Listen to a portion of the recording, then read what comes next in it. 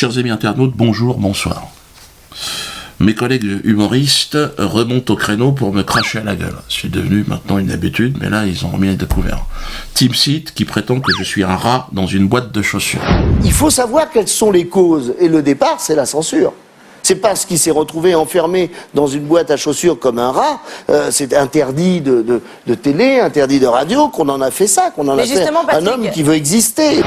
Bon, il admet que je suis censuré, hein, donc quelque part victime de quelque chose. Mais il prétend que ne pas apparaître dans les médias institutionnels, c'est être dans une boîte de chaussures. Ah, c'est intéressant à observer d'ailleurs, hein, ça. Pour TeamSeat et toute sa clique là, Internet est une boîte à chaussures. Ça n'a aucun sens. Non, c'est le contraire. Hein, il voit pas ce qui se passe en fait. Il refuse de voir le monde tel qu'il est aujourd'hui. Hein. Je te conseillerais, Patrick, d'ouvrir un peu les mirettes, parce que là, à mon avis, t'es à côté de tes pompes. Hein. Toi, t'es dans un tout petit univers, t'as l'impression que c'est là que ça se passe. Non, c'est sur Internet. Hein. Regarde, même Kuckerman, il s'y met sur Internet. Il tombe la veste, puis il essaie de... Je suis fier d'avoir dénoncé ce multirécidiviste, condamné 10 fois, 2 fois 5. C'est pas drôle, ça ? 5 et 5 égale 10. Merci, monsieur Kuckerman. Je pensais qu'il allait dire 6 millions. Non, attention, c'est des mathématiques, c'est sérieux. Donc rendez-vous Kuckerman. En plus de ça, Kuckerman, il est très content, mais tu vas être encore content, tu vas être encore mis 3 fois en examen. Hein, bah, si je peux te permettre d'être heureux, hein, je sais que ça te fait plaisir. Donc, pour d'autres sujets, tu vas voir. Allez, à bientôt, Kuckerman. C'est pas drôle, ça ? Semoun, donc, a été l'invité, lui, de Marie Drucker. Je sais pas, je connaissais pas, j'avais jamais vu. Avec, donc, votre argent, c'est sur le service public, hein. Tout ça, c'est France Télévisions. C'est vous qui payez, hein. C'est moi, on paye tous. Pour que Marie Drucker et Semoun s'expriment. C'est ça qui est étonnant. Parce qu'on en a rien à foutre de ce qu'ils pensent, mais c'est sur le service public, c'est la voix de l'État. Oh, faut rigoler, putain. Alors donc on paye l'équipe Semoun, Michel Drucker, toute la fine équipe. Là on les paye aussi. On paye pour qu'ils nous racontent, pour qu'ils nous tendent le micro, et puis qu'ils disent c'est bien ou c'est pas bien. Bon, en fait maintenant t'as une clique de personnes à la télé, voilà, c'est eux qui te donnent la parole, et faut mieux leur baiser le cul, sinon tu peux pas. Baise-moi le cul, oui. D'accord, c'est bon, il est bien lui. C'est une sorte de nouvelle aristocratie qui s'est imposée, et nous on est de la merde. Donc quand on les regarde et on écoute la vérité, Marie Drucker, alors qu'est-ce que je dois faire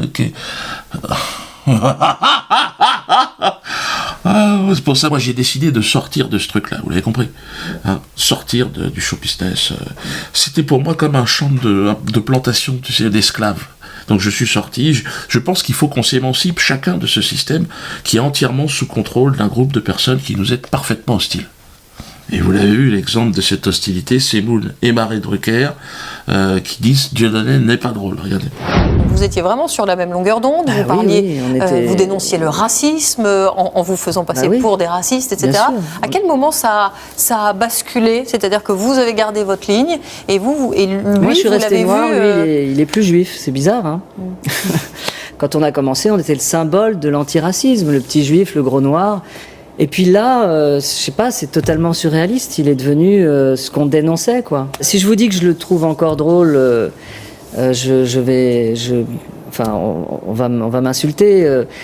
Non, malheureusement, il est plus drôle. Elie Semoun, que j'ai connu, me dire à moi que je suis pas drôle. Elie, alors je sais pas qui est drôle, ici bah c'est au public d'en décider. Je veux dire, Elie, réveille-toi un petit peu. Merde, regardez-le, Elie, qui nous essaye de nous faire rire. Allez les gars, on se dépêche là, on a dit 11h. Pablo, Momo, Jeannot. Je sais pas siffler, ok. La date des attentats a été avancée au 11 septembre, évidemment, demain. Dernière réunion avant le casse du siècle. 9h, heure UMP, la CGT, je sais pas quoi là. Lundi, 10h30, Crédit Agricole. Allez, du rythme, numéro 4, on se réveille ce matin, les gars, là. Moi, je trouve, messieurs, que vu ce qu'on est en train d'organiser, ça rigole beaucoup trop. Qu'est-ce qu'il y a, numéro 6 ? pourquoi on partirait pas en train? Comment ça, qu'est-ce que ça change? Mais espèce d'abruti, s'il y a personne à l'intérieur, comment tu fais pour braquer le caissier? Putain, les mecs! Qu'est-ce que c'est que cette tenue, les gars, là? Je sais bien qu'il faut être discret, faut se fondre dans la masse, faut passer inaperçu, mais t'es pas obligé de te balader en collant moulant non plus. Je veux voir demain matin tout le monde en costard-cravate, comme chez Darty. Oui, c'est ça, Pablo. Bon, bref, tais-toi! Assis-toi, ne réponds pas. On dirait que j'ai des grosses quenelles! Sans commentaire. Alors, je devrais avoir des leçons d'humour, d'Élie, hein? Il y a des vins qui vieillissent bien, puis il y en a d'autres... Timsit me dit que je suis un rat, tu te dis que je suis pas drôle, LB dit qu'il faut me défoncer la gueule, Bernheim que je suis un nègre, donc que je suis un con, le rabbin Donowitz que je suis un gorille... Bon, ça va, hein. Là, le procureur, il dit non, ça va, il y a de la distanciation. Ouais, c'est comme ça. Il y a une clique de personnes à la télé qui peuvent dire tout ce qu'ils veulent. Comme Benguigui. Vous vous souvenez Benguigui? Parce que faire un bronze, c'est aller aux toilettes. Ah, vous savez pas? Je connaissais pas. Vous n'avez jamais éjaculé un bronze? Non, mais j'ai jamais entendu ça. Couler un bronze, c'est le synonyme de libérer Mandela. Non. Je vais libérer Mandela. Oh non! Quelle horreur! Ça, c'est pas raciste. Ça, c'est autorisé. Le procureur a dit il y a de la distanciation, c'est bon. D'ailleurs, c'est la vérité. Hein. Franchement, on est de la merde. Hein. La merde qui leur sort du cul, c'est nous, quoi.